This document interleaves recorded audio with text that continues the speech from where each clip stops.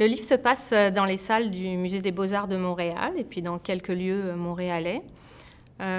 Antoine et Cassandra sont deux habitués du musée qui se croisent régulièrement et un jour Antoine décide de parler à Cassandra, de lui adresser la parole et de lui raconter des histoires.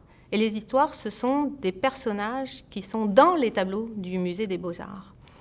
Et Cassandra, elle, ne répond rien. Donc Antoine nous fait voyager un peu partout dans le monde et dans différentes époques en lui racontant ça. Et au fur et à mesure, on finit par comprendre, par découvrir l'itinéraire personnel d'Antoine et de Cassandra. Je suis moi-même une visiteuse assidue des musées et du Musée des Beaux-Arts de Montréal.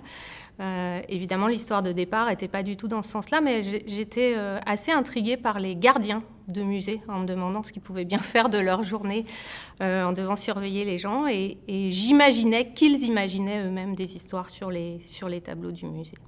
Une personne en particulier qui se reconnaîtra, je ne peux pas dévoiler d'où elle vient parce que ce serait dévoiler l'histoire, mais une personne, effectivement, une de mes collègues, et puis évidemment le cadre, le cocon du musée et de toutes les œuvres artistiques de toutes les époques qui s'y retrouvent.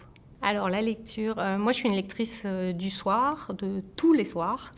J'ai en général 2-3 livres en cours de lecture en parallèle, donc j'ai des piles un petit peu partout dans la maison.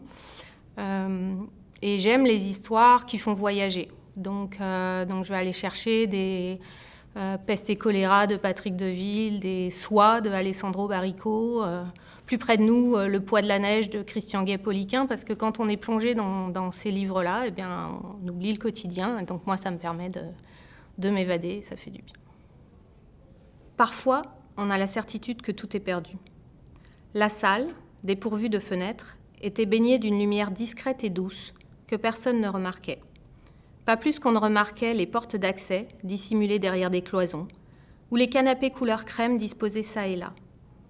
Les architectes s'étaient attachés à créer un écrin ayant pour seule finalité de magnifier les œuvres.